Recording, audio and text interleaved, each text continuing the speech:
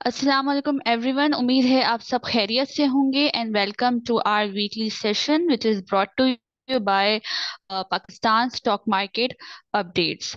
नाज़रीन, अगर आप लोग भी स्टॉक मार्केट में अपना अकाउंट खुलवाना चाहते हैं या रिसर्च के हवाले से भी कोई हेल्प लेना चाहते हैं तो नीचे दिए हुए नंबर्स पे आप लोग ज़रूर कांटेक्ट कर सकते हैं। So moving towards the session, आज हमारे साथ जो गेस्ट मौजूद हैं, ही इज नोन, आप लोग उन्हें काफी, उनकी बातें काफी पसंद करते हैं। और ये कहना गलत नहीं होगा कि he is the successful story of the stock market. तो जैसे लोगों को काफी क्वेरीज होती हैं किस तरह से स्टॉक मार्केट में इन्वेस्टमेंट की जाए, किस तरह से पैसे बनाए जाए स्टॉक मार्केट में। तो इनको इनवाइट करने का मकसद ही यही है ताकि इनकी लाइफ जर्नी मैं आप लोगों को बता सकूं कि किस तरह इन्होंने अपनी लाइफ को इतना स्टेबल किया और किस तरह इन्होंने अपनी स्टॉक मार्केट से पैसे कमा के स्टॉक एक्सचेंज में सक्सेसफुल इन्वेस्टमेंट रही इनकी। तो आइए, हमारे साथ मौजूद हैं डॉक्टर मसूद राशिद। उन्हें वेलकम करते हैं। अस्सलाम वालेकुम सर। जी वालेकुम सलाम जी। क्या हाल चाल है सबका?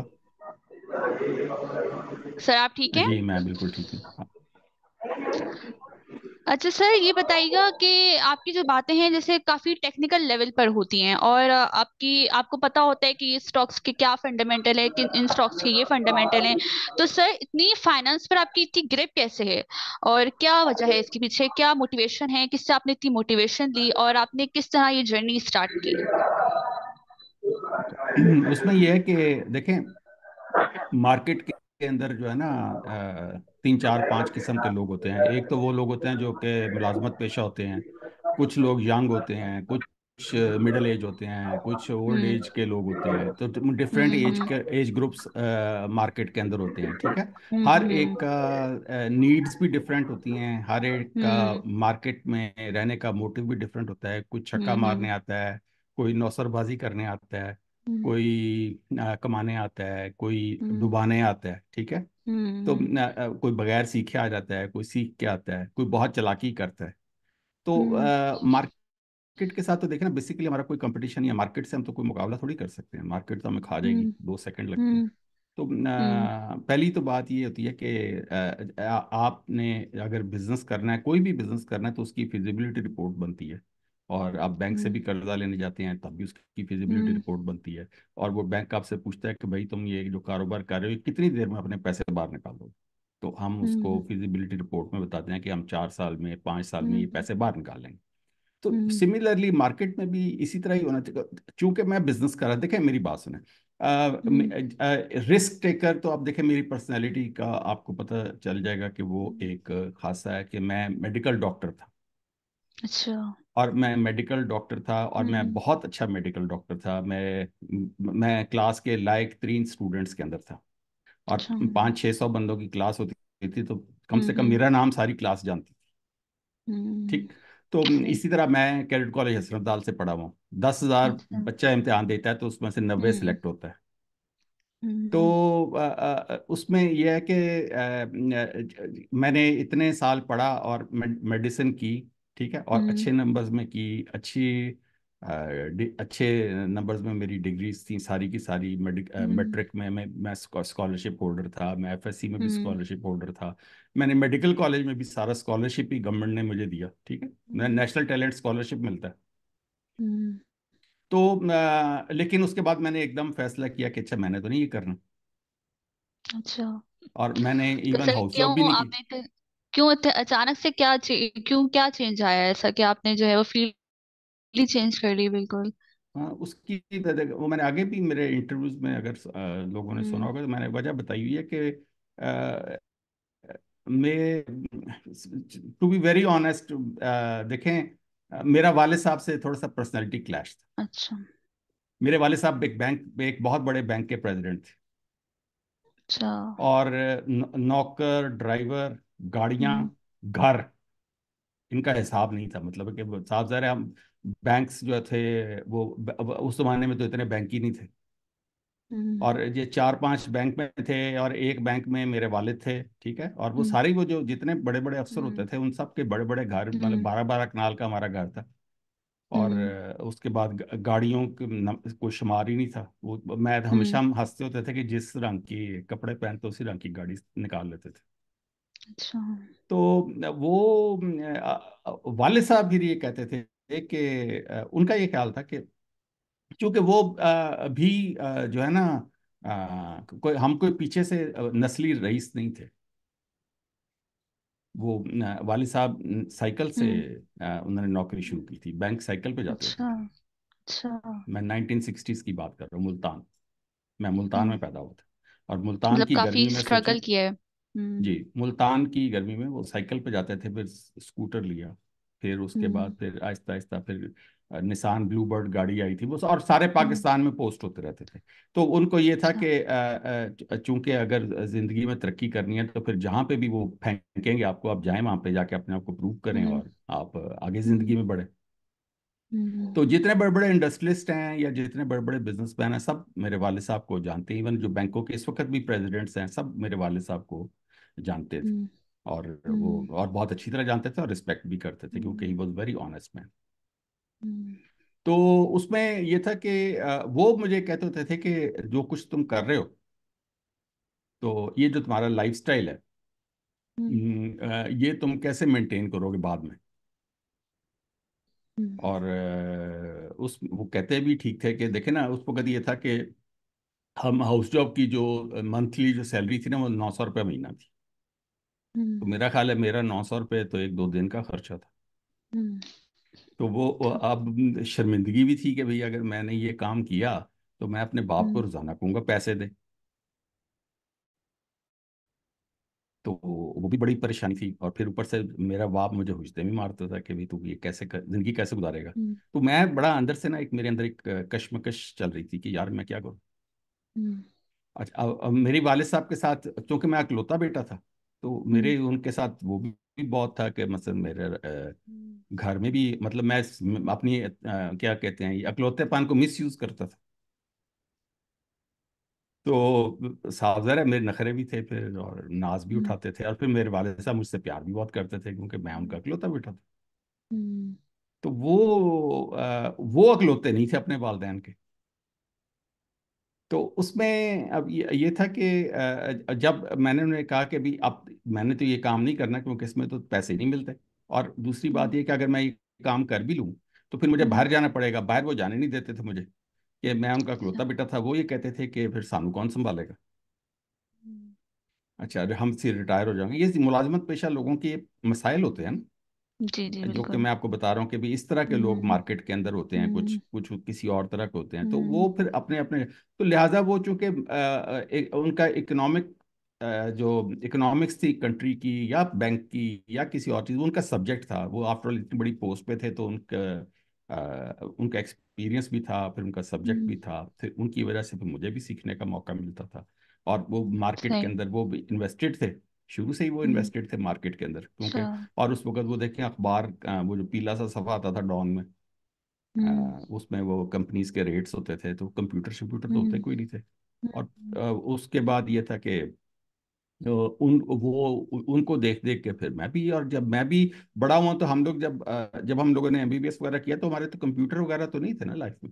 हम्म। इवन हम तो ये मैं आगे भी अपने इंटरव्यूज में बताया कि कैलकुलेटर लेके जाते थे, तो वो जिसके पास कैलकुलेटर पकड़ा जाता था ना, वो वहां से इम्तिहान से डिस्क्वालीफाई हो जाता था, नकल मारता हुआ पकड़ा जाता हम्म। था। कैलकुलेटर लेके जाना है इम्तिहान में, कहते थे तुम नकल मार रहे हो।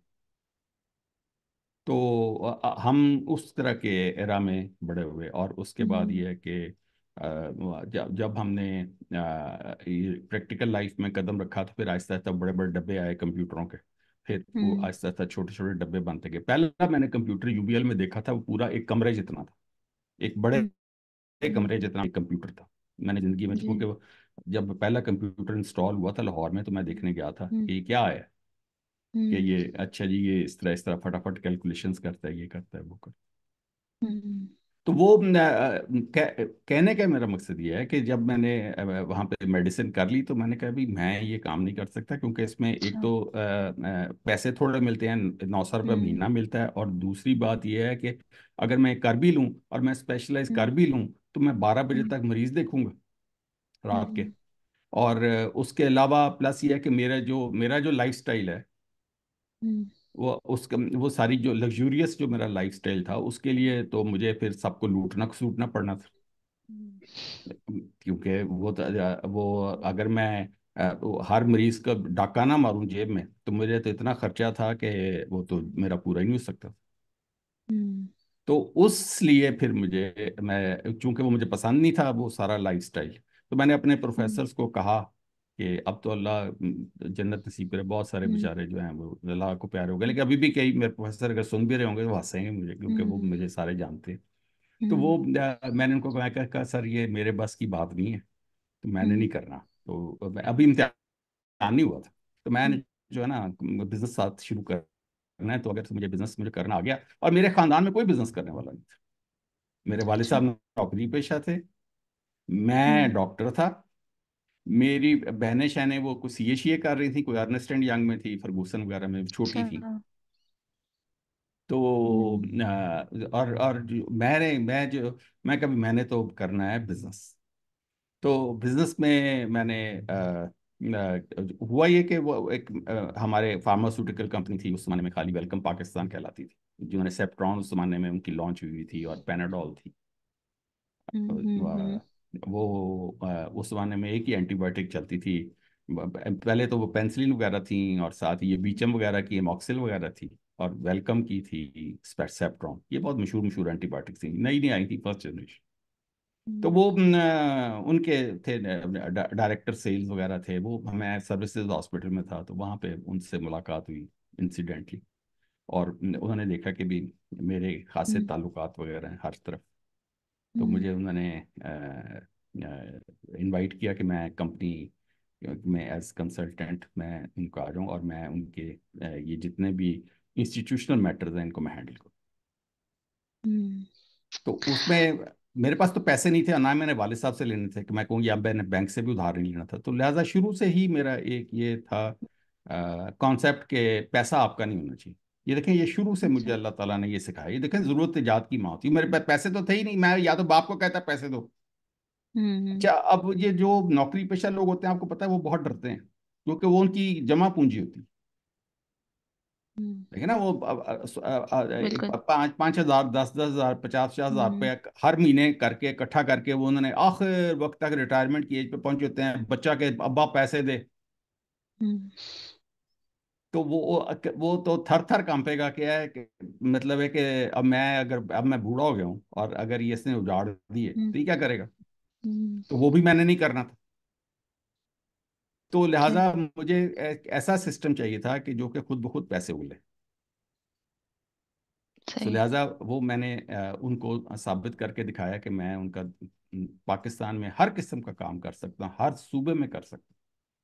और हर सही। जगह पे, जिस जगह पे भी मेडिकल कॉलेज से रिलेटेड, गवर्नमेंट ऑफिस से रिलेटेड, हर जगह पे जो कोई काम होता था मैं उनको करके ला के देता था। मुझे पैसे मिलते थे, मैं चार्ज करता था। हम्म।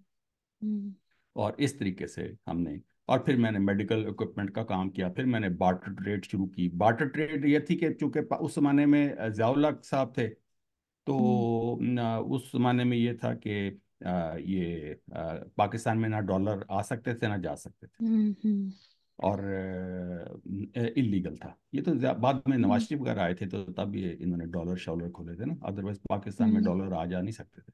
तो हम्म। हमने फिर ये पोलैंड, चेकोस्लोवाकिया, यूगोस्लाविया, हंगरी और इस तरह के जो मुल्क ढूंढे, जो कि ये गंदम शंदम लेते थे और चावल लेते थे। तो वहां से हम इनसे मशीनें मंगवाते थे, एक्सरे मशीन मंगवा ली, डेंटल चेयर्स मंगवा ली। हम्म। तो इस हम्म। तरीके से हमने फिर बार्टर ट्रेड शुरू की, और यहाँ पे हमने इलेक्ट्रोमेडिकल इक्विपमेंट की वर्कशॉप्स वगैरह बनाई। और इस तरह करके फिर हमने यहाँ पाकिस्तान में मैंने बेतहाशा एक्सरे मशीन बेची है, मतलब 500, 700, 800 मशीनें मैंने बेची थी उसमें। तो उसके सही। अलावा फिर मैंने यहाँ पे सॉल्ट माइंस की वहाँ पे नीलामी हो रही थी, ये पंजाब मिनरल डेवलपमेंट कॉरपोरेशन में। वो मैंने वैसे ही हम्म। उसमें डाल दिया। वो पता नहीं 8-10 एरियाज थे ये सॉल्ट माइंस के। तो वो हम्म। बैलेटिंग होनी थी, उसमें मेरा नाम भी निकला है। हम्म। वो कहते हैं कि वो क्या कहते हैं, किस्मत बहादुर लोगों को ही फेवर करती है। मौका देती है। सही। हाँ, तो वो मैंने तो वैसे ही वो 500 रुपये का फॉर्म लिया, और उसको मैंने भर के डाल दिया, तो उसमें मेरा नाम निकला हम्म। है। हालांकि 400-500 एप्लीकेंट था। हम्म। वो 10 एरिया से, उसमें से एक एरिया बल्कि दो एरियाज निकले उसमें मेरे जो एक जो जो मेंटोर थे जिनके साथ मैं कारोबार सीख रहा था, एक उन्होंने ले लिया, एक मैंने ले लिया। अच्छा। तो कारोबार मैंने फिर सीखा अपने मेंटोर से, बिल्कुल इसी तरह के उनके जूते भी पॉलिश किए, उनका ब्रीफ केस भी उठाया, सब कुछ किया, और बिल्कुल जिस तरह एक छोटा नहीं होता उस्ताद जो हम्म। मैकेनिक की हम्म। ये पास हम्म। करते हैं, उस वर्कर। तरीके से। तो वो मैं उनसे सीखा, और फिर मैंने अप्लाई किया। और प्लस ये वो बिल्कुल अनपढ़ थे, मैं पढ़ा लिखा था, तो लिहाजा वो जितनी खतो हम्म। किताबत होती थी, कम्युनिकेशन होती थी, वो मैं करता था। और फिर सारी हम्म। दुनिया में मैं ट्रेवल करता था। हाँ, चूंकि हमारे डॉलर हम्म। पड़े होते थे हांगकांग में, हमारे डॉलर्स पड़े होते थे, मैं फिर वो अपने बैंक अकाउंट्स में मेंटेन करता था उधर जाके। हम्म। और इस तरीके से खैर हमने अभी ये बिजनेस मैंने शुरू किया था। हम्म। तो अच्छा। कहने का मेरा मकसद ये है कि देखें, हम्म। ये जो ये सारा लोग हमारा मतलब बेसिकली मेरा कोई मकसद ना, मैं किसी का कंपेटिटर हूँ ना, ना हम्म। मुझे मशहूर होने का शौक है। मतलब मुझे क्या अच्छा।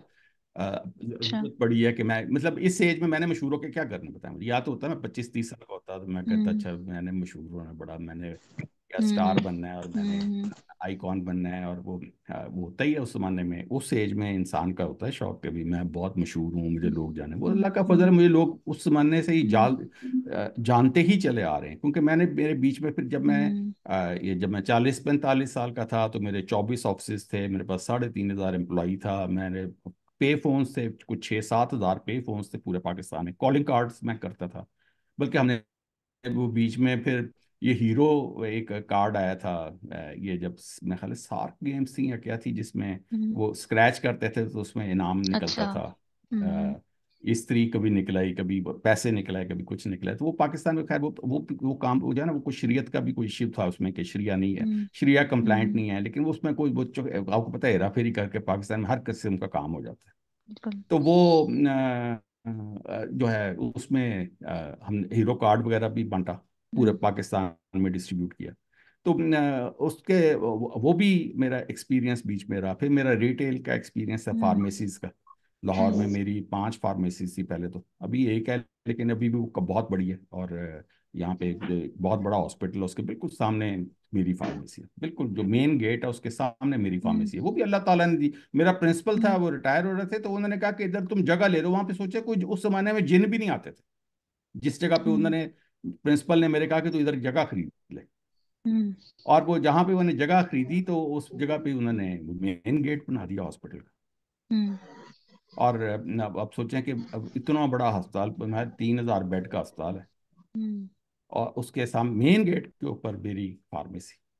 हम्म। तो ये फिर वही बात है, ये भी एक किस्मत की बात है। मैंने तो नहीं हम्म। कोई किसी को कहा ना कि, या मुझे ये नहीं पता था कि मेरी फार्मेसी इधर होनी। हम्म। तो इस तरह करके मतलब है कि मैंने और मैं ये कह रहा हूँ कि एज के साथ साथ आपकी रिक्वायरमेंट्स भी बदलती जाती है, जो कि हमारे जो बहुत सारे मेंटोर्स होते हैं हम्म। या वो जो लोग होते हैं ना, जो कि आपको सिखा रहे होते हम्म। हैं। क्योंकि हम्म। हमारे जो मेरे जो इस वक्त लिसनर्स होंगे वो बहुत सारे यंग एज के होंगे ना, हम्म। क्योंकि उन्हीं को ही मसला होगा ना कि मैंने पैसे कैसे कमाने हैं। हम्म। हम्म। अब मुझे मंशा तो नहीं सुन रहा होगा ना, हम्म। ठीक है ना, मुझे ना AKD सुन रहा होगा। तो हम्म। जब इंसान एक जो 50-60 साल की उम्र में पहुंच जाता है, तो उसने जो भी खटना खटाना होता है ना वो खट लेता है, हम्म। मतलब जो कमाना होता है वो कमा लेता है। हम्म। जो नीचे 25-26 साल वाला है, 35 साल वाला है, 30 साल वाला, उसको इश्यूज हैं, उसने आगे अपनी जिंदगी प्लान करनी है। सही। तो जो हमारे ये जो मेंटोर्स हैं उनका इशू ये चलता है कि वो सबको एक ही लाठी से हाँक रहे हो। सर हम्म। मैं इस शेर का क्या करूं, सवाल हम्म। आता है ना। हम्म। कभी आपने किसी को ये कहते सुना है कि बेटा जी ये शेर आपके लिए नहीं? बताएं मुझे एक बंदा, मुझे आप नहीं। अरसा और दराज हो गया आप इंटरव्यू कर रही हैं, हम्म। कभी आपने किसी को ये कहते सुना है, ये कहते हुए कि ये शेर आपके लिए नहीं है? नहीं, तो बिल्कुल ये नहीं। बिल्कुल सही कह रहे हैं आप। Agree with you. मगर ये है कि इसमें अब जो है ना थोड़ा सा चेंज हो गया है। क्योंकि पहले हमारी आवाम जो थी ना वो बहुत जाहिल थी। सॉरी मैंने बात बीच में की है, वरना ये बात रह जाती है। आपने बड़ा अच्छा टॉपिक छेड़ा ये। पहले जितनी जहालत थी ना अब इतनी नहीं है लोगों में। तो अब लोग खुद भी समझने लगे हैं कि मैंने कुछ अर्से पहले एक मैं मार्केट की रिंग में था। तो एक 30 साल पुराना स्टॉक में काम करने वाला, कहता है कि मुझे जो है ना यार, अब जाके ये बात समझ में आई है कि यार डिविडेंड पेइंग स्टॉक ना हो ना तो काम नहीं करना चाहिए। मैंने कहा यार, ये बात तुम्हें समझ में आई, तुमने पहले क्यों नहीं बताया? जानबूझ के मैंने इसको थोड़ा सा किया। मैंने कहा ये तो यार अंडरस्टूड सी बात है। आपको 30 साल बाद अब समझ में आ रही है जब मार्केट नीचे चली जाती है तो, कि यार हर जी। स्टॉक जो है हर उसको सूट नहीं करता। मैंने अक्सर बैंकर्स को भी देखा है कि WTL में और इस किस्म की स्टॉक्स के अंदर जो है ना ये इन्वॉल्व होते हैं। मैंने कहा यार, आपका जो लेवल है ना और जिस जगह पे आप लोग बैठे हुए हो, जब आप आके कहते हो ना कि ये शेयर्स हमने बाय किए हुए हैं, तो ये आपको सूट नहीं कर रहे, या तो आपने जो है ना अपनी चेयर का मतलब नहीं समझा, या फिर ऐसा हुआ है कि आपको जो गाइड करने वाला है ना, वो गाइड करने वाला आपको ऐसे नहीं मिला कि आपने ऐसे पेनी स्टॉक में इन्वेस्टमेंट किए और आपके पैसे आधे हो गए, आपको डिविडेंड पेमेंट भी नहीं मिलता। आप तो खुद इस बात को, एक बैंकर इस बात को अच्छा समझता है, अच्छी तरह समझता है कि मुझे इन्वेस्टमेंट अपनी जो है या तो उस जगह पे रखनी है जो मंथली मुझे पे आउट करे, कम से कम स्टॉक में आएगा। वो अपनी इतनी सोच तो रखेगा ना, मैं इतनी बड़ी इन्वेस्टमेंट कर रहा हूँ और ऐसे पेनी स्टॉक्स में कर रहा हूँ, अगर मैं फंस गया तो सालों फंसा रहूंगा। जी। अब कसूरवार कौन? सही, मुझे बिल्कुल समझ आ सही गई। बात। अच्छा, अब मुझे थोड़ी सी बात करने दे, क्योंकि ये टाइम थोड़ा होता है और मैंने आपको बड़ी इंपॉर्टेंट चीज़ें बतानी है, जो कि इस वजह से कि अब पता नहीं दोबारा हमारी कब मुलाकात होगी, होनी है या नहीं होनी, ठीक है। तो इस वजह से इंपॉर्टेंट चीज़ ये होती है कि मैं लाइफ के जो एक्सपीरियंसेस है ना हम्म वो टाइम के ऊपर अपनी नई नस्ल को मुंतकिल कर दूं, क्योंकि होता ये है कि ये जो आपका पोर्टफोलियो मैनेजर होता है वो भी यंग है ना, 30-35 साल हम्म का है, उसको ये पता ही नहीं कि 60 साल की एज के मसाइल के हैं। हम्म क्योंकि जो 30-35 साल का बंदा होता है उसको क्या पता बुढ़ापा क्या है, वो और वो ये हम्म सोचता है मैंने कौन सा बूढ़ा होना है। देखिए ना, वो हम्म बुल्ले शाह ने क्या कहा कि कब्र प्या कोई होर। जो बंदा जब कब्र में उतारता है मरने के बाद, तो वो इंसान फौरन अपने आप को झटकता है कि मैंने नहीं जाना क्योंकि अगर वो ये सोचना शुरू कर देगा ना कि मैं भी कब्र में जा रहा हूँ, तो वो डिप्रेशन में बैठ जाएगा और वो आगे काम काज करना बंद कर देगा। अगर अल्लाह ताला ये इंसान को बता देता ना कि तूने फलां तारीख को फलां बजे मर जाना, तो 5-7 साल पहले ही बंदा डिप्रेशन में रिटायर होकर बैठ जाता कि अब मैं मर रहा। हम्म तो अब जिसने कल भी मर जाना है तो वो भी अभी तक खुशी खुशी जी रहा है आज, कि मैं कौन सा कभी मर रहा हूँ। ठीक है ना, तो ये अल्लाह ताला का एक निज़ाम है काम का। लेकिन कहने का मेरा मकसद ये है कि जब आप किसी के पास ये लेके जाते हैं कि मैं पोर्टफोलियो मेरा मैनेज कर दें, आप ब्रोकर के पास जाते हैं, या तो वो आपके मसाइल समझने से कासिर है, क्योंकि ये एक नेचुरल बात है कि उसको क्या, 30 साल का बच्चा वहां बैठा हुआ है ब्रोकरेज हाउस में, उसको क्या पता कि ये 60 साल के इसके क्या मसाइल हैं। वो एक आपको इंतहाई फजूल किस्म का पोर्टफोलियो बना देता है, या आपको वो सट्टे वाले शेयर डाल देता है, या इस तरह के करके हम्म तो वो आपको एक कचरा उठा के भर देता है। और हम्म जिसकी वजह से आप, अब वो जो बूढ़ा आदमी है नौकरी पेशा है तो मजीद मरा, बिजनेस वाला है तो उसके ऊपर मरा, मतलब उसने अपने पैसे ज़ाया कर दिया और वो मार्केट से कभी कुछ नहीं कमाता। अच्छा, हम्म अब जैसे जैसे आप बड़े होते जाते हैं, जैसे जैसे आप बूढ़े होते जाते हैं, और अगर आपके वालिदैन जिंदा हैं तो वो आपके ऊपर लाइबिलिटी बनते जाएंगे, क्योंकि उस उनको बीमारी आती है, पाकिस्तान में हेल्थ इंश्योरेंस नहीं है, हम्म आपको उनके लिए दवाई का बंदोबस्त करना है और उनके लिए डॉक्टर्स का बंदोबस्त करना है। और हम्म अगर आपके पास पैसे नहीं हैं तो आप कसम पर्ची में, और आपका सोचें वो आपका मतलब खून का रिश्ता होता है ना, तो आपका बाप हम्म बीमार हो, माँ बीमार हो, तो आपका दिल छलनी हो जाता है। हम्म और वो अगर आप, लेकिन वो भी शुरू शुरू में होता है, लेकिन अगर वो ज्यादा देर बीमार हो जाए तो वो लाइबिलिटी बन जाता है। हम्म क्योंकि फिर आपको आगे अपने बच्चों की ज़रूरियात सामने आना शुरू हो जाती हैं कि अब मेरे हम्म बच्चे बड़े हो गए हैं, अब मेरे बच्चों ने पढ़ना है, मेरे बच्चों ने एचसन में पढ़ना है, मेरे बच्चों ने लम्स में पढ़ना है, उसकी इतनी हम्म फीस है। अब मैं हम्म माँ का इलाज करूँ कि मैं बच्ची की फीस दूँ या बच्चे की फीस दूँ। हम्म तो उस सिलसिले में फिर ये है कि आपके पास ये जो जो जिसने मुझे WTL थमा दिया है 30 साल की उम्र में या 40 साल की उम्र में, अल्लाह उसको गारत करे, कि उसको नहीं पता, उसको उसको ये एहसास किसी ने क्यों नहीं दिलाया कि यार ये बंदा तो जब बूढ़ा होगा तो ये खुद भी बीमार होगा। हम्म ठीक है, अब मैं डायबिटिक हूँ, मेरे आप अच्छा यकीन जाने कि इंसुलिन भी लगती है मुझे, और प्लस मैं हार्ट पेशेंट भी हूँ, तो और मेरा जो महीने का 3.5 से 4 लाख से 5 लाख रुपए दवाइयों का खर्चा है, एक माह का। उसमें विक्टोजा मतलब जो, अगर आपने state of the art treatments लेनी है तो फिर जो नई दवाइयाँ होती हैं वो तो महंगी होती हैं। हम्म अब पुरानी इंसुलिन आपने ले रही है तो वो तो सस्ती होगी, लेकिन है कि जो बिल्कुल जो नई रिसर्च आती जाती है कि अच्छा जी ये हम्म आपके गुर्दे बचाती है, ये आपकी आंखें बचाती है ये दवाई, क्योंकि डायबिटीज के साइड इफेक्ट्स भी तो चल रहे होते हैं ना, कि आपकी आंखें हम्म अंधी हो रही होती हैं, आपके गुर्दे खराब हो रहे होते हैं। तो हम्म वो आपको साथ के साथ प्रोटेक्ट करने होते हैं, तो उसके लिए आपकी जो दवाइयाँ वो इंतहाई महंगी होती हैं, नई रिसर्च वाली होती है। और इसी तरह अब मेरी वालदा थी, मैंने आगे भी अपने किसी इंटरव्यू में बताया था कि वो पार्किंसन प्लस की पेशेंट थी, 8 साल वो बेड रिडन थी। नहीं, मुझे बोलना हो अच्छा। तो कैसे बोलूं? तब ठीक चैट है, करना हो। अब 8 साल वो बेड रिडन थी, उनके लिए एक अटेंडेंट एक नर्स दिन में होती थी, एक अटेंडेंट एक नर्स रात को होती थी, और घर हम्म में मेरा जो उनका हम्म जो लाउंज था या बेडरूम था वो आईसीयू हम्म था। उसके अंदर हम्म ऑक्सीजन के सिलेंडर्स भी पड़े होते थे, फिर डॉक्टर भी चाहिए होता था। और वो उनके एनजी ट्यूब डली हुई थी, 8 साल एनजी ट्यूब डली हुई, क्योंकि वो खा नहीं सकती थी। हम्म और वो एक दफा भी उनको बेड सोर नहीं होने दिया। उनकी केयर अल्लाह ताला ने मुझे इतनी हिम्मत दी थी कि मैंने कर सकूं। और लेकिन है कि वो उनका उस वक्त भी वो 6-7 लाख 8 लाख उस जमाने में, मैंने 8 साल यानी कि हर महीने खर्चा आता था। सर। क्योंकि नर्सें अटेंडेंट्स कौन सा सस्ते मिलते हैं बताएं मुझे। हम्म 70-70 80-80 हज़ार रुपए की नर्स मिलती थी। हम्म और डॉक्टर कौन से होते हैं, फिर ऊपर से वो जो लिक्विड डाइट होती है वो इतनी महंगी, और एनजी ट्यूब 2-2 लाख रुपए की आती थी अमेरिका से। तो वो ये मैं कहने का मकसद ये है कि गवर्नमेंट तो आपको देखे ना हेल्थ इंश्योरेंस देती है ना कोई कवर देती। ये जो सारा कुछ था, जितना मर्जी कारोबार हो, अगर मेरे स्टॉक मार्केट में मेरी इन्वेस्टमेंट हम्म ना होती और पैसिव इनकम हम्म ना होती, और हम्म उसके हम्म अलावा भी मेरा जो अपना जो ट्रैवल है, सारी हम्म जिंदगी मैंने 5 स्टार होटल्स के अंदर मैंने जिंदगी गुजारी है। हमेशा हम्म बिजनेस क्लास फर्स्ट क्लास में ट्रैवल किया लाइफ में, मैं कभी हम्म, जिंदगी में इस तरह कभी इकोनॉमी क्लास में ट्रैवल नहीं किया। अच्छा। लेकिन मैंने इस तरह कमाया है, और हम्म इसको इस तरह मैंने प्लान किया। मैंने नहीं प्लान, फिर वही मैं थोड़ी सॉरी, एक तो ये मुझे अपने आप को करेक्ट करना पड़ेगा, ये जो लफ्ज़ मैं है ना, ये तो अल्लाह ताला के हम्म साथ आप मुकाबला कर रहे होते हैं, नहीं ये वो नहीं, अल्लाह ताला ने ये सारा किया।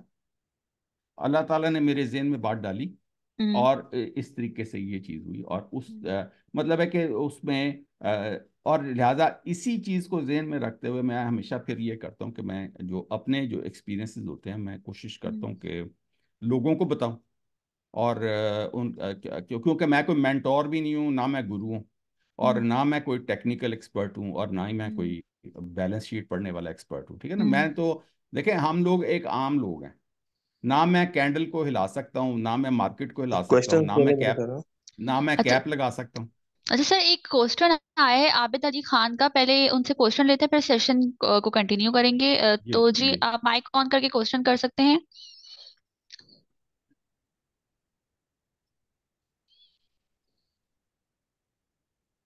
जी, अनम्यूट है आबिद साहब आप।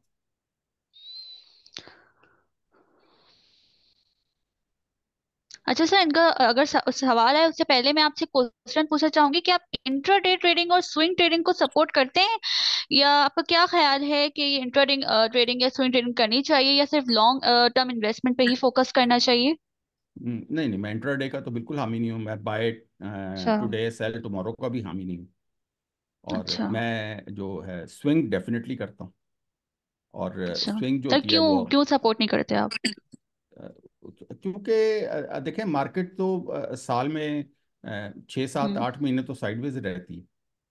अच्छा। और ट्रेंड में तो बहुत कम आती है ना, 1 महीने के लिए आती है या दो हम्म महीने के लिए आती है मार्केट। तो हम्म ट्रेंड में तो डेफिनेटली वो जिसने आज जो हम्म आज लिया कल बेच दिया, आज सुबह लिया शाम हम्म बेच दिया, तो वो ट्रेंड में तो हम्म तो अगर वो मार्केट चौपी है और वो हम्म वॉलेटाइल है और एक ही जगह पे ऊपर हम्म नीचे यूं यूं ऑसिलेट कर रही है, तो वो आपने 1 सेकंड में जो लिया होता है, वो जो भी दो हम्म चार हजार रुपया कमाया होता है, वो आप शाम को गवा के तो जेब झाड़ हम्म के वापस आ जाती है। तो इस हम्म चक्कर में मैं कहता होता हूँ कि नहीं, आप ये काम ना करें।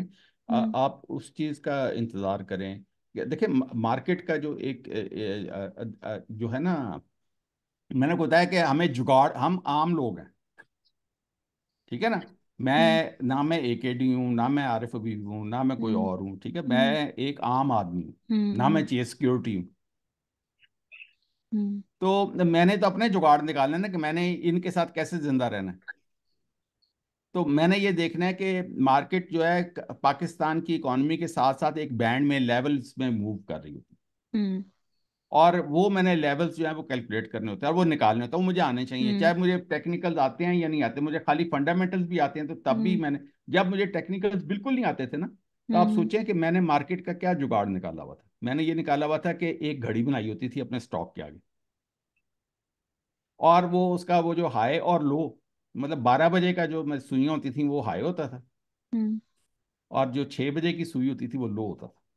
हम्म। उसके दौरान वो टुक टुक टुक टुक करता करता मार्केट जो है ना इस तरह चलती रहती थी, यानी कि वो जो शेयर है वो मसलन फर्ज करें कि डॉल की हम बात कर लेते हैं, फर्ज करें, हम्म। तो वो 14 रुपए का भी होता था और 30 रुपए का भी होता था हम्म। उसी साल।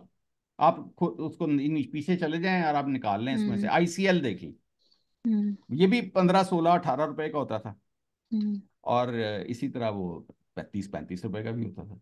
तो हम हम्म। इसको प्लॉट कर लेते थे, मतलब मुझे हम्म। टेक्निकल्स का तो अलग भी नहीं पता था, तो मैं प्लॉट कर लेता था, तो मैं कहता था अच्छा ये आता, तो जैसे जैसे वो रेट करीब आता जाता था खरीदने वाला, मैं खरीदना शुरू कर देता था। तो फिर हम्म। मैंने एक थ्योरी निकाली कि ये जो निचले 10 मिनट हैं ये खरीदारी के हैं। हम्म। यानी कि हम्म। वो जो 5 बजे 6 बजे और 7 बजे की जो सुइयां हैं, जब उधर आती हैं तो वो खरीदारी का टाइम है, हम्म। और जब 11 बजे 12 बजे और 1 बजे ये सेलिंग का टाइम अच्छा। है। मैंने इस तरीके से अपने मतलब देखे, ये तो देखे, हम्म। ये तो सिंपल जुगाड़ निकाले हुए थे ना, यानी क्या था, ये लेवल्स निकाले हुए थे तो सर शॉर्ट कि सेलिंग ये को भी सपोर्ट नहीं करते आप? शॉर्ट सेलिंग करनी चाहिए। शॉर्ट शॉर्ट सेलिंग तो पाकिस्तान में तो नहीं करनी चाहिए, क्योंकि एक तो लेवरेज है, दूसरा ये है कि ये फ्यूचर में है, मतलब अगले महीने मुझे क्या पता अगले महीने क्या रेट होना है, मतलब ये तो अजीब सी बात है। तो लेकिन जब मैंने मार्केट नीचे जाती है तो लोग काफी जो है शॉर्ट सेलर्स ही काफी जो है तो वो वो वही प्रॉफिट बुक वो करते हैं। ठीक है, प्रॉफिट हम्म। भी करते हैं, फिर मरते भी हम्म। वही हैं, उसमें क्या है? ये तो फिर जुआ है ना। हम्म। उनकी पास कौन सी कोई डिलीवरी है? देखिए, हम अगर इंटरनेशनल मार्केट में काम करें तो हम रेडी मार्केट में हम्म। शॉर्ट कर सकते हैं, मैंने किया भी है, बहुत शॉर्ट किया है। अच्छा। अच्छा। जब फॉरेक्स में, गोल्ड में, हम्म। ऑयल में, चीज आपकी तो हम्म। एक्सपर्टीज है, मतलब है कि मजा आता है उसमें करके, को आपको पता है कि ये गिर हम्म। रही है तो आप करें शॉर्ट और कमाएं। वो हम्म। आप वही 4 दिन में पैसे लेके बाहर आ जाएंगे आप। अच्छा। ठीक है। तो पाकिस्तान में तो ये मुझे मेरा जाती ख्याल है कि ये जो शॉर्ट मोट है ना, ये फ्रॉड शॉर्ट का काम है। अच्छा। ठीक है ना। सही। यहाँ सही पे अगर तो जो हम्म। पैसे आपके हाथ में है, जो चीज आपकी हम्म। जेब में है, जो चीज आपकी है वो आपकी है। हम्म। तो जो चीज आपके पास ही नहीं है तो उसको मैं क्या मतलब उसका क्या जवाब दूं कि भाई इसमें, और उसमें उसी में लोग मरते भी हैं, तो फिर ये तो फिर वही है ना, कि आपने जुआ खेला, आप जीतते जाते हैं, हम्म। उसकी किस्मत की बात है, लेकिन है कि आगे जिस दिन आप मरेंगे तो आप सारा कुछ दे आएंगे वहां। तो सर एक एडवाइजरी कंपनी के ग्लोबल, सर लाइसेंस प्रोवाइडर भी, लाइसेंस भी है एसएसपी की तरफ से। तो सर अगर ये आपको एडवाइस करे, अगर आपको जो है वो क्योंकि ये शॉर्ट टर्म जो है इसमें इन्वेस्टमेंट भी है और लॉन्ग टर्म भी प्रोवाइड करती है एडवाइस, तो सर अगर आपको ये एडवाइस करे तो आप करेंगे? जी, अगर मुझे बिल्कुल खुद काम नहीं आता तो मुझे ज़रूर हम्म। एडवाइज़र की जो है खिदमात लेनी चाहिए। हम्म। अगर मेरे हम्म। पास कोई इतना नॉलेज नहीं है तो हम्म। ऑब्वियसली मुझे किससे, लेकिन मेरे तमाम एडवाइज़र्स के साथ मेरी ये दरख्वास्त है हम्म। कि वो जिसको एडवाइस कर रहे हैं उसके वालदैन का भी सोचें कि इसके वालदैन को भी पैसों की ज़रूरत है, क्योंकि ये आगे सपोर्ट हम्म। करेगा बड़े होके या हम्म। बूढ़ा होके, हम्म। और अपने आप को भी ज़रूरत है, और आगे उसके बच्चों को भी ज़रूरत है। तो सर तो फीस तो उस होती है ना। लिहाज से उसका हम्म। पोर्टफोलियो मैनेज हम्म। करें कि वो उसके जो हम्म। हैं जो स्टॉक्स जो कि उसने लिए हुए हैं वो हम्म। उसको उस एज में सपोर्ट करें, अलॉन्ग विद हम्म। पेंशन या अलॉन्ग विद बिजनेस या हम्म। जो भी है, तो वो उसको हम्म। साथ साथ सपोर्ट करें, ये बहुत इंपॉर्टेंट चीज़ है। हम्म। सही। अच्छा सर 2024 में आप क्या देखते हैं, मार्केट की क्या स्ट्रेटेजी रहेगी? आपका क्या व्यू है इसके बारे में? देखिए, इस वक्त अभी तो ये हुआ है कि मार्केट ने ये जो 13 दिसंबर या हम्म। 15 दिसंबर को फिलहाल तो अपना टॉप लगा लिया था। हम्म। तो अभी तो ये करेक्ट करेगी, जब करेक्ट कर अच्छा। रही होती है तो नॉर्मली जो मार्केट को असूलन जो करेक्ट करना चाहिए, जिसको हम कहते हैं कि प्रॉपर करेक्शन है, तो हम्म। वो तो अभी तक तो इसने जब वैसे करेक्ट किया था तो वो 0.38 पे हम्म। किया था फिब के ना। हम्म। तो लेकिन है कि वो उसको असूलन तो 0.5 या 0.6 तक जाना चाहिए, डीप करेक्शन थोड़ी सी करके फिर दोबारा सांस लेके ऊपर जाना चाहिए। होता ही है, देखिए मैं एक चीज मैं आपको बताऊं हम्म। कि आपने जब ट्रेंड के साथ चलना हो तो फर्ज किया आपने अप ट्रेंड पे चलना है, हम्म। आपने एक पहाड़ की चोटी सर हम्म। करनी है, तो आप इन वन गो तो नहीं कर हम्म। सकते ना, वो आपको हम्म। थकेंगे, आप सांस लेंगे, फिर आप चढ़ना शुरू करेंगे, फिर थकेंगे, फिर सांस लेंगे, फिर कहीं उसी चढ़ाई में कहीं पे उतराई भी आती है, आपको पता है, पहाड़ पे हम्म। जाते हुए सीधा ऊपर ही नहीं चढ़ रहा होता, उसमें उतराई चढ़ाई सारा कुछ आ रहा होता है पहाड़, हालांकि पहाड़ में चढ़ ऊपर रहे हम्म। हैं। ठीक है ना। तो इसी तरह मार्केट में भी यही है कि जब आ जा तो ऊपर रही है, लेकिन इसमें अब इसमें जो आपने अगर आपने मेन ट्रेंड के अगेंस्ट पोजीशन ले लिया, मसलन अगर आपने वही बात है कि अगर वो रिट्रेस जब कर रही होती है मार्केट, देखे ना चढ़ाई है ना, यूं उसने चढ़ाई की, उसके बाद वो या वो साइड पे चली जाएगी या वो नीचे थोड़ी देर उतरेगी, फिर वो ऊपर जाएगी, तो वो हायर लो और हायर हाई हायर लो, तो हायर लो भी तो बनने हैं ना। हम्म तो अगर आपने हायर हाई पे पोजीशन ले ली और वो हायर लो पे चलनी शुरू होगी, तो आपके हाथ पांव कांपना शुरू कर देते हैं, क्योंकि आप फिर हम्म कहेंगे कि ओहो मैंने तो शेयर लिया, तो ये तो गिरना शुरू हो गया। हम्म वहां पे फिर जब आपके हाथ पांव कांपते हैं तो फिर आप वो नुकसान बुक करते हैं और भाग जाते हैं कि हम्म भाई ये तो मसला पड़ गया, मसला पड़ गया। हालांकि वहां पे भी अगर आप बैठे रहें, अगर आपको पता हो कि मैंने अप ट्रेंड के अंदर से पोजीशन ली हुई है, तो आप यकीन जाने कि वो अगर वो एक वक्त पे 20-20 25-25 लाख रुपए का भी लॉस खड़ा होता है ऊपर जाते हुए, हम्म हम्म तो अगर आपके अंदर वो दिल जगरा है कि आप 25-30 लाख को माइनस देख सकते हैं, तो बैठे ना चुप करके, आपको नहीं पता कि मेन ट्रेंड पॉजिटिव है। हम्म अब कितने मजे की बात है कि आज तक पीएसएक्स पॉजिटिव ट्रेंड में है, 2000 इंडेक्स से शुरू हुआ हुआ है, इस वक्त 67,000 पे है, तो कई दफा गिरी है मार्केट, लेकिन सोचे जिसने 5,000 इंडेक्स से 6,000 इंडेक्स से पोजीशन ली हुई है, हम्म तो वो आज 67,000 पे पहुंचा हुआ है ना। हम्म और इसके दौरान मर गए, लुट गए, बर्बाद हो गए, सब कुछ चला गया, हम्म 15 साल पुराने रेट आ गए, 20, क्या क्या हम आवाजें सुनते हैं। तो अगर वो कोई अक्लमंद आदमी हो कि यार देखो 5,000 से चीज चल रही है, 67 पे तो आज पहुंच ही गई है, या तो ना 5 से चल रही है और -5 पे पहुंच जाए, तो मैं कहूँ मारे गए। हम्म ये चीजें भी तो नोट करने वाली होती है ना कि भाई आपके अंदर फिर जो आपको हम्म ये तो पता होना चाहिए ना कि ये जो उतार चढ़ाव जो मार्केट का जो जिग जैग है, ये हम्म भी इस मार्केट का हिस्सा है। तो इसके अंदर जो मेरा जो कॉन्सेप्ट है वो ये है कि आपने अपनी रकम बाहर निकाल के, तो मार्केट का जो कैपिटल, मार्केट से जो आपने कैपिटल गेन किया होता है ना, उसको जी मार्केट में रखें, मुनाफा। तो जिस तरह फर्ज किया कि मैंने कैसीनो में गया हूं, मैं कैसीनो में खेलना शुरू कर दिया, तो अब एक तो है ना कि पहला 100 रुपया मैंने अपनी जेब से लगाया और मैंने वो जो है हम्म मशीन चलाई और 500 हम्म रुपया बना लिया। तो अब जो मैंने जो 400 रुपया अगला लगाना है, मैंने वो वाला ही लगाना है जो मैंने उधर से जीता है। हम्म अपनी जेब से मैंने निकाल के 400 रुपया नहीं लगाना, मैं अपना वो 100 रुपया भी बाहर निकाल लेना है और उस 400 रुपये से खेलना शुरू। अगर वो मैं हार जाऊंगा तो मैं बाहर आ जाऊंगा, ठीक है। हम्म और अगर वो 400 से 800 हुआ, तो मैं मजीद वो 800 रुपया भी उसी में लगा दूंगा। हम्म तो आपने जो मार्केट से कमाया है, आपने उसी के अंदर उसको लगाते जाएंगे, तो अब वो अगर वो माइनस भी हो रहा होगा ना, तो आपको दुख नहीं होगा। मतलब आप, ये एक साइकी है ना कि आपके अगर अपने पैसे माइनस हो रहे हैं तो आपकी नींद हराम हो जाए, लेकिन अगर आपने जीते जिताए पैसे जो कि मार्केट से जीते हुए हैं, वो अगर माइनस हो रहे हैं, तो आप उसको बर्दाश्त कर लेंगे कि चल कोई गल नहीं, इतों ही तो कमाया सी। हम्म आप इंसान 100 तसलियां देता है अपने आप हम्म को। वो तसल्ली देने वाला भी तो होना चाहिए ना, क्योंकि मार्केट का क्या है, मार्केट तो जब मर्जी ऊपर चली जाती है, जब मर्जी नीचे जाती है। बिल्कुल।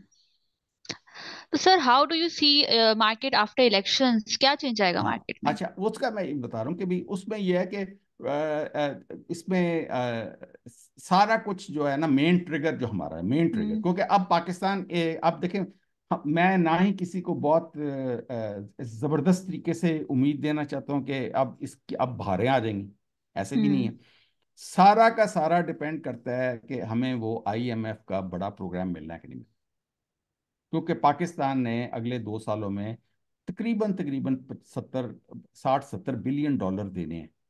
हम्म और आगे तो ये होता था ना कि भाई इस ये जंग होगी, वो जंग होगी, तो पाकिस्तान चूंकि किराए का फौजी था, तो वो इधर से भी हम्म पैसे मिल गए, उधर से भी पैसे मिल गए, हम्म हमारा काम चलता जा रहा था, उधार भी मिलता जाता था, ग्रांट्स भी मिलती जाती थी।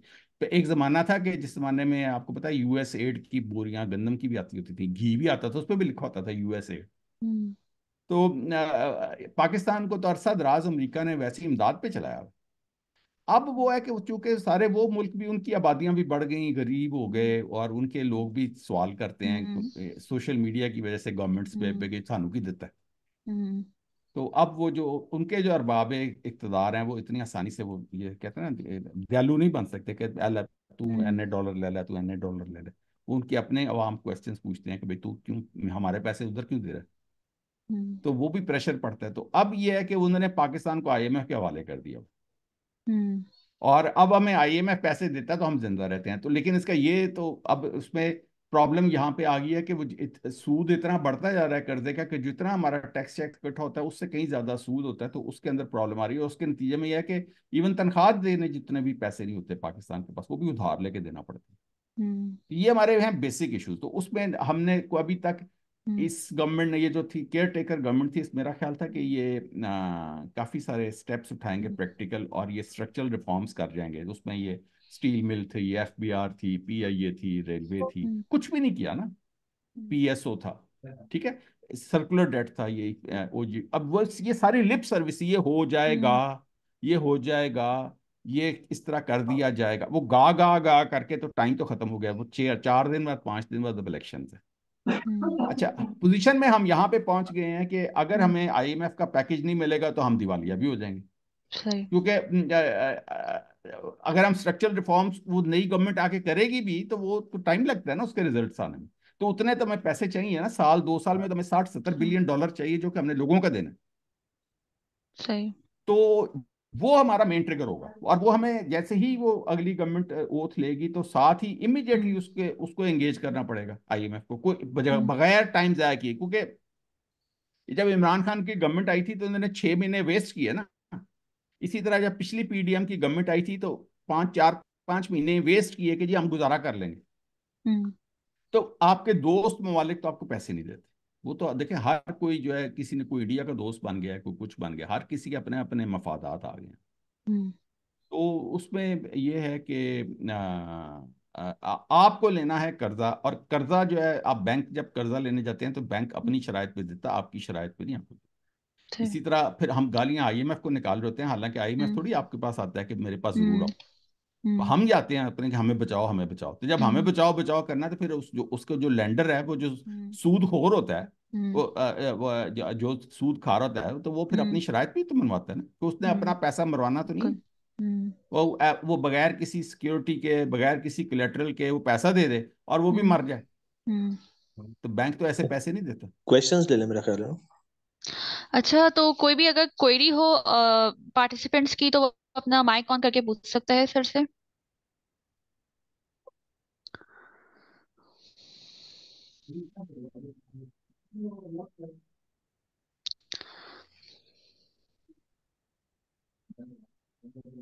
अच्छा सर, जो ऑयल एंड गैस के अंदर जो डेवलपमेंट आ रही है तो इसके बारे में आप क्या बताएंगे? इसमें सॉल्व तो होना ही है। इसके बगैर हम्म। तो वही बात है कि देखें ना, सर्कुलर डेट का अगर हमने ये हमारा एक मेजर खर्चा खड़ा हुआ है 5-6 ट्रिलियन डॉलर हम्म। का, सॉरी 5-6 ट्रिलियन रुपीस का, डॉलर का नहीं। तो उस पे इसको अगर हमने रिजॉल्व ना किया तो ये हमारे ऊपर तो ये पहाड़ खड़ा रहेगा और ये बढ़ता जाएगा। क्योंकि आप देख लें कितने पैसे आपके बिजली के खर्चे कितने हो गए, 5-5 6-6 लाख रुपए का घरों का बिल आना शुरू हो गया। हम्म। तो इसी तरह गैस का देखें, 50-50 हज़ार रुपये बिल आना शुरू हो गया। तो इतना कुछ करने के बावजूद आपका हर महीने ये जो है सर्कुलर डेट तो बढ़ता जा रहा है। तो सही। इसको तो हमें, क्योंकि इसका सूद ही इतना है। देखे हम्म। ना, वो हर पीएसओ ने भी सूद देना है, पीआईए ने भी सूद देना, हर हर किसी ने किसी ना किसी इतना हम्म। इतना उधार लिया हुआ, और हर कोई अपने अपने अपने अपनी जगह पे सूद दे रहा है। उसी पैसे का पैसा वही है, वो 5-6 ट्रिलियन रुपए। लेकिन हर कोई, पीआई अपना सूद दे रहा है, रेलवे अपना हम्म। सूद दे रही है, जो है पीएसओ अपना सूद दे रहा है, हम्म। ओजीडीसी अपना सूद दे रही है। मतलब उसी के पैसे हैं, वो खुद ही सूद दे रही है हम्म। उसको पूरा करने के लिए। ये सही। जो पावर कंपनीज हैं, ये अपना अपना सूद दे रही हैं। तो हम्म। ये मैं इसके लिए ये है कि ये रिजॉल्व तो हर हालत में होना है। तो ये सही। वही बात है, वही ये स्ट्रक्चरल रिफॉर्म्स में ही आ जाएगा ना सब कुछ। तो ये जब चीज, हम्म। अगर वो गवर्नमेंट जब अब वो करेगी, उनको करना पड़ेगा ये भी, क्योंकि अदरवाइज तो पाकिस्तान का दिवालिया हो जाएगा। और पाकिस्तान को फिर डिक्लेयर करना पड़ेगा कि लो जी हम दिवालिया हो गए हैं, अब हम जो कोई भी कर्जा अदा नहीं कर सकते, और हम्म। आप हम पे रहम करें और हम्म। हमारे कर्जे माफ करें, और ये करें वो करें, फिर वो जो रीस्ट्रक्चर करें, रीशेड्यूल करें, और ग्रांट्स दें, और ये वो अपने आप को यानी कि क्या कहते हैं, जिस तरह अल्लाह ताला के आगे सरेंडर नहीं करना पड़ता, इस तरह दुनिया के आगे हमें सरेंडर करना पड़ेगा। फिर वो हमें वो हमसे शराइत देंगे कि अब तू ये कर, अब तू ये कर, अब तू बम दे, हमें दे, फलां दे, ये दे, वो भी फिर हमें चुभेगा कि ये क्या बना हमारा। हम्म। तो इस चीज से बचने के लिए हमें अब हर हालत में अब अपनी बेल्ट टाइटनिंग करनी है, अपना हम्म स्ट्रक्चरल रिफॉर्म्स करना है, अपना पेट टाइट करना है। उसमें हमें ये रिटेल का टैक्स भी लगेगा, हमें हम्म एग्रीकल्चर टैक्स भी लगेगा, हम्म हमें ये जो है डॉक्टर लॉयर्स का भी टैक्स लगेगा। मतलब हम्म हर एक को अपना अपना टैक्स देना पड़ेगा हम्म मजीद। हालांकि मैं इस चीज से मैं इत्तेफाक नहीं करता कि लोग कहते हैं हम्म कि पाकिस्तानी कौम टैक्स नहीं देती। पाकिस्तानी कौम तो माचिस की डब्बी पे भी टैक्स देती। इतना टैक्स है, मतलब आपके सिगरेट पे, माचिस पे, हवा पे, पानी पे, हर चीज पे टैक्स है।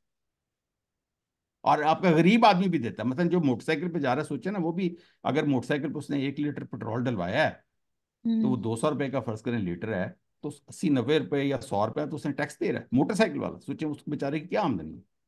हम्म तो अब वो भी टैक्स दे रहा है, और लेकिन है कि उसके बावजूद मजीद टैक्स देना पड़ेगा बड़ी बड़ी मछलियों को और बड़े बड़े पेट वालों को। हम्म। अच्छा, यहाँ पे एक पार्टिसिपेंट का एक क्वेश्चन था मोहम्मद अयाज का, कि कोई आप क्रिप्टो के बारे में कोई गाइडेंस देंगे, कोई क्रिप्टो का कोई व्यू है आपका?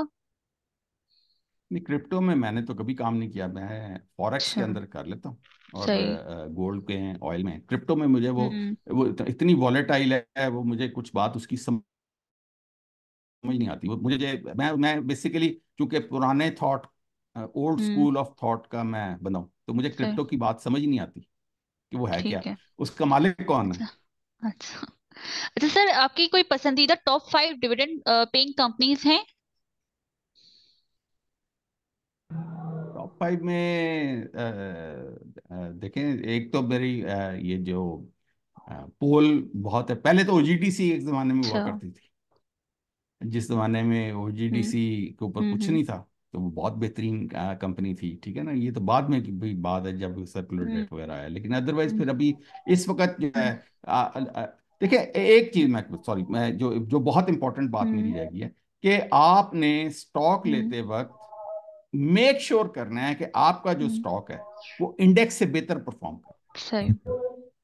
ये पीएसएक्स की एक जो स्कैंडल्स बन रही है ना, मतलब आप उसका भी लाइन चार्ट लगा लें और अपने स्क्रिप्ट का भी लाइन चार्ट लगा लें, तो वो देखिए कि ऊपर कौन सा है। अगर तो आपका जो लाइन चार्ट, अगर अगर जो आपका जो स्क्रिप्ट का चार्ट है वो इंडेक्स के चार्ट से नीचे है, तो इसका मतलब है कि हम्म जब भी आप उसमें पोजीशन लेंगे तो आप पैसा लूज हम्म करेंगे अपना, क्योंकि इंडेक्स तेजी से सही। ऊपर भाग रहा है और आपका जो स्टॉक है वो नीचे जा रहा है। जिस तरह अब इवन माड़ी भी अब आके वो हम्म कितने 2 साल 2.5 साल वो इंडेक्स से नीचे रहा है, तो उसने पैसा जाया किया। मैं हम्म ये कहता हूँ कि जब भी आपने पैसा लगाना है तो उसको देख लें कि आपका जो जिस चीज में आप पैसा लगा रहे हैं वो आया हम्म, इंडेक्स से ऊपर गया है या नहीं गया। जैसे ही नहीं वो गया। इंडेक्स से ऊपर चला जाता है, आप उसमें पैसा लगाना शुरू हम्म करेंगे, तो आप पैसा मल्टीप्लाई करना शुरू कर देंगे, चाहे वो कैपिटल गेन की सूरत में हो, चाहे वो डिविडेंड वगैरह की हम्म, सूरत में हो। तो आपको दोनों चीजें मिलेंगी।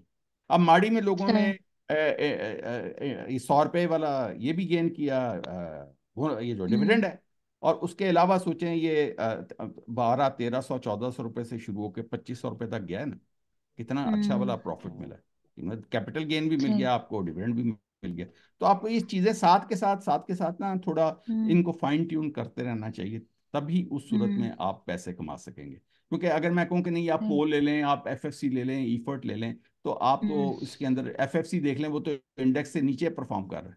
हम्म, तो ये सही। हालांकि बहुत अच्छा शेयर है, ठीक है, और उसमें वो हम्म 12-13%, 14% की यील्ड है। हम्म लेकिन है कि हम्म आपने ये देखना होता है कि इंडेक्स से ऊपर कौन सा किस वक्त गया है। हम्म आप पिछले 3 महीने की या 2 महीने की लगा लें उसकी कारकर्दगी, हम्म अगर तो वो इंडेक्स से ऊपर निकल गया है तो आप उसके अंदर पोजीशन ले लें, और हम्म, जैसे ही वो इंडेक्स से नीचे आता है आप उसमें से बाहर हो।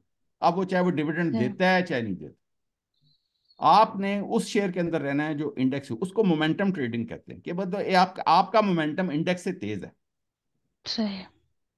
अच्छा सर, यहाँ पे एक सवाल है मुनीर अहमद का, तो मैं उनसे रिक्वेस्ट करूंगी अपना माइक ऑन करके पूछ लें अगर कोई क्वेरी है।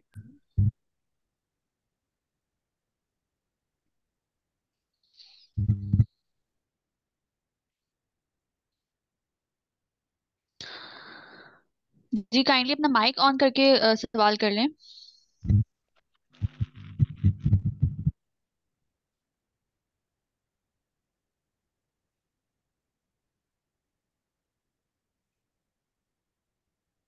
अच्छा सर, हमने ये देखा है कि जैसे कि न्यू जनरेशन में जो है वो इस चीज को बहुत फॉलो करती है कि वो चार्ट्स पे बहुत एनालिसिस करती है और जो है इससे सीखती भी है, लेकिन हमने देखा है कि काफी लोग जो है वो लॉस भी करते हैं। तो इसके लिए तजुर्बा होना जो है वो बहुत जरूरी। तो अगर आप कोई एनालिसिस देना चाहेंगे इसके ऊपर। एक तो यह है कि अपनी हमेशा वॉच लिस्ट बना के रखें, 10 15 20 स्टॉक्स की, और उसमें देखते रहें। दूसरा यह कि उसके अंदर आपने तमाम जगहों पे अपनी इंपॉर्टेंट सपोर्ट्स और रेजिस्टेंस खास तौर पे मंथली और वीकली लगा के रखनी है, क्योंकि मंथली और वीकली सपोर्ट रेजिस्टेंस बहुत इंपॉर्टेंट होती है। वहाँ पे जाके स्टॉक हर हालत में या ठहरता है या उसको क्रॉस किसी मोमेंटम कैंडल के थ्रू ही करता है, बड़ी कैंडल लगानी पड़ती है या जोर लगाना पड़ता है, उसमें नीचे वॉल्यूम भी होना पड़ता है, तब जाके वो रेजिस्टेंस या सपोर्ट टूटती है। ठीक है। फिर तीसरी बात ये होती है कि आपने जिस तरह ये सपोर्ट रेजिस्टेंस हॉरिजेंटल होती है, यानी कि सीधी लाइन होती है कंप्यूटर के, इसी तरह ये डायगोनल भी होती है। और वो जो डायगोनल होती है वो ट्रेंड लाइंस होती है। जो ट्रेंड लाइन होती है वो भी सपोर्ट और रेजिस्टेंस का काम कर रही होती है ना। तो अगर आपने ऊपर जाती मार्केट में लिया तो ट्रेंड लाइन भी ऊपर को जा रही है, और जब वो स्टॉक ट्रेंड लाइन पे सपोर्ट लेता आके तो फिर आपने उसमें पोजीशन लेनी है, क्योंकि फिर वो ट्रेंड लाइन से परे को जाएगा ना। तो वो ट्रेंड लाइन एक मैग्नेट का काम कर रही होती है। तो जब वो स्टॉक दूर से वापस ट्रेंड लाइन की तरफ आ रहा होता है तो वो रिट्रेस कर रहा होता है, इसको हम रिट्रेसमेंट कहते हैं, पुल बैक कहते हैं। ठीक है। और जब वो फिर वो दूर, वो कहते हैं वो गोपी होती है ना, आप दूर जब फेंकते हैं फिर वो वापस आपकी तरफ आती है। तो इसी तरह इसी तरीके से वो जो ट्रेंड लाइन है वो मैग्नेट का काम करती है। तो उसके लिए मैंने तो ये तरीका निकाला हुआ है कि मैं चैनल्स बना लेता हूँ। अच्छा। मेरे जो जुगाड़, फिर मैंने कहा ना हर चीज में जुगाड़ है। मैं शर्जील अहमद नहीं हूँ। सही। आप इस चीज को अंडरस्टैंड करें। हम्म। ठीक है। वो उसका तो उसने पता नहीं कितना पढ़ के कहाँ कहाँ से टेक्निकल जी जी, एनालिसिस सीखा बिल्कुल हुआ है, मैं कोर्सेज उस होते हैं तरह नहीं कर बिल्कुल। सकता। जी। हाँ हाँ, मैं कहूँ नहीं मैं उसका मुकाबला करूँ, मैं कैसे कर सकता हूँ उसका मुकाबला। हम्म। तो मुझे अपनी औकात अच्छी तरह पता है। तो लिहाजा वो अच्छा। है कि मैंने उसका जो जुगाड़ मैंने निकाला हुआ है कि ताकि मुझे शर्जील की मदद बार बार ना लेनी पड़े। मैं कहूँ शर्जील भाई इसका क्या करना है, शर्जील तो मैं तो मारा जाऊंगा, शर्जील भाई मेरे काबू ना आया तो उतनी देर में तो मैं क्या बनेगा। तो मैं जो है ना ट्रेंड लाइन लगाता हूँ, मैं चैनल बनाता हूँ सही। जिसका निचला तो वही है जो कि ट्रेंड लाइन होती है। ऊपर मैं हम्म। चाहे 1 वीक से भी पकड़ूं लेकिन उसकी डायरेक्शन वही होती है जो निचले की होती है। तो वो चैनल जन बनता है, और वो आप देखें जब भी आपका स्टॉक जब चलेगा तो उसको ऑनर करता चलेगा, ऊपर जाएगा तो वहां से रेजिस्ट होकर नीचे आ जाएगा। हालांकि वो 1 वीक पे बनी हुई है ऊपर वाली ट्रेंड लाइन। होता है ना जी, ये 2 वीक पे लगाएं, वो बॉडी पे लगाएं, ठीक है ना। तो ऐसे नहीं होता। अब तो देखे ना, ये तो होता ही है कि ये सारे जोन्स चल रहे होते हैं। अब चूंकि अब हर चीज कोई एआई पे चलेगी, कोई बॉट्स पे चलेगी, आपके मुख्तलिफ तरह के मुकाबले हो रहे हैं। खाली पीएसएक्स तो नहीं है ना, मैं तो फॉरेक्स की भी बात कर रहा हूँ, मैं ऑयल गोल्ड की भी बात कर रहा हूँ। तो स्टॉप लॉस हंटिंग भी होती है। उनका तो काम ही है स्टॉप लॉस हंट करना। अब आपने किस जगह पे स्टॉप लॉस लगाया हुआ है, वो भी एक आर्ट है कि आपने स्टॉप लॉस कैसे लगाना है। लोगों को अदरवाइज तो वो जैसे ही सुबह उठते हैं, जैसे ही मार्केट खुलती है, वो एक लंबा चौड़ी विक बनाते हैं और आपके पैसे स्टॉक्स ले लू के वो जाते हैं। आप बैठे रह जाते हैं, फिर आप कहते हो मेरा तो स्टॉप लॉस हिट हो गया। तो इन चीजों से भी बचना होता है। इसी तरह पाकिस्तान में भी एपीएल के अंदर स्टॉप लॉस हंटिंग होती है, बेस्ट वे सीमेंट के अंदर स्टॉप लॉस हंटिंग होती है। आप देखें तो सही वो कितनी बड़ी बड़ी विक्स, आप उसका जब चार्ट खोल के देखें परेशान हो जाएंगे, इतनी बड़ी बड़ी विक्स बनती हैं इनमें। ठीक है। तो इसमें ये होता है कि आपको ये जो एक तो चैनल बनाने आने चाहिए, और वो डायगोनल सपोर्ट रेजिस्टेंस है, एक हॉरिजेंटल सपोर्ट एंड रेजिस्टेंस होती है, और इसी तरह फिर सर्कुलर सपोर्ट रेजिस्टेंस भी होती है। इसी वजह से फिब सर्कल्स भी हैं, फिब आर्चेस भी हैं। ठीक है। इसी तरह जो फिब वैसे टूल है वो भी सपोर्ट और रेजिस्टेंस का काम कर रहा होता है। इसी तरह ये जो सुपर ट्रेंड्स हैं, आपके इंडिकेटर्स हैं, इचुमुकु क्लाउड है, ये सारे सपोर्ट एंड रेजिस्टेंस है। हमने इसमें से बाय सेल सिग्नल नहीं हम लेते होते। या इंडिकेटर्स पे अगर बाय सेल के ऊपर हम काम करना शुरू कर देंगे तो फिर तो हर कोई अपने वो इंडिकेटर आजकल एआई पे या अलर्ट्स पे लगा के, बॉट्स पे लगा के चला जाए तो हर एक का कंप्यूटर आपको अरबपति बना देगा। ऐसे नहीं होता। आपको अपना ही फैसला करना पड़ता है। तो हम बिल्कुल। मैक्सिमम, मैं तो ये करता हूँ कि इन तमाम चीजों को एज सपोर्ट एंड रेजिस्टेंस लेता हूँ। चाहे इचिमोकू क्लाउड है, वो भी 4 support and resistance normal lines के अलावा। और हमेशा मैंने देखा है कि कैंडल्स वहीं पे आके सपोर्ट ले लेती, और उसको फिर मैं कंफर्म करता हूँ हाशनाइकी के साथ, वो नॉइजलेस ट्रेडिंग के अंदर आ जाती है, क्योंकि वो जो पिछली कैंडल है उसके मिडल से शुरू होती है अगली कैंडल। वो हाशिनाई की कैंडल है। और इसी तरह फिर एक पाकिस्तान में वो यूज नहीं होती बिल्कुल, क्योंकि पाकिस्तानी ट्रेडिंग प्लेटफॉर्म्स के अंदर अवेलेबल भी नहीं है, वो है रेनको। वो हम्म प्योर नॉइजलेस ट्रेडिंग और प्राइस एक्शन ट्रेडिंग है। हम्म उसमें होती है हर ब्रिक की एक कीमत होती है। हम्म आपने हर मतलब ओजीडीसी की अगर 130 रुपए है तो आपने 1 रुपया 10 पैसे और या 1 रुपया 15 पैसे एक ब्रिक की कीमत रख देनी है। तो जैसे ही वो 1 रुपया 15 पैसे बनाएगी तो अगली ब्रिक बनेगी। लेकिन सही। अगर अगर ओजीडीसी 15-20 पैसे ऊपर नीचे होता रहेगा तो सोचें ब्रिक बनती नहीं है, आपकी कैंडल बन रही है, ब्रिक नहीं बनेगी। तो ब्रिक जो है वो हम्म 45 डिग्री के ऊपर प्लांट आगे लगती है, मतलब है कि प्लांट होती है 45 डिग्री के एंगल के ऊपर। तो इस तरह ना एक डायगोनल चलती जाती है। मैं आपको दिखाता हूँ, मैं अगर आप इजाजत देती हैं। हम्म, जी जी बिल्कुल सर। ये स्क्रीन शेयरिंग मेरे ऑन करेंगे, मुझे स्क्रीन शेयरिंग की इजाजत देंगी? जी ओके सर। जी मैं देती हूँ सर।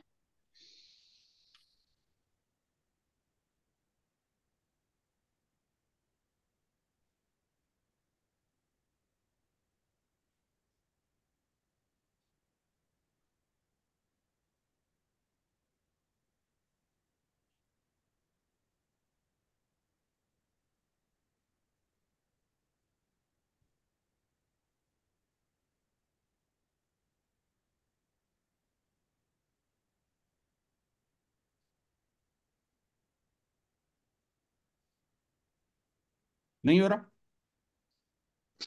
सर आप ऐसे ही बता दें, वर्बली तो ज्यादा सुटेबल है, वो हो नहीं रहा चलें, सर अगली बारी मीटिंग के दौरान। अगर कभी मौका मिलेगा हाँ तो वो उसको आप सही। सीख लीजिएगा ना। तो फिर मैं हम्म आपको स्क्रीन शेयर करके तो आपको मैं मुख्तलिफ स्ट्रेटजीज भी समझाने की कोशिश करूंगा कि हाँ, एक आम आदमी हम्म कैसे जी अपनी पोजीशंस को ले सकता है और निकल सकता है। क्योंकि जितनी देर हम्म तक हमें एंट्री और एग्जिट रेनको ब्रिक्स नहीं इजाज़त देती ना, तो मैं तो अपनी हम्म। ना एंट्री लेता हूँ ना एग्जिट करता सर वैसे आपकी तरफ से हूँ। तो हो नहीं रही क्या स्क्रीन शेयर?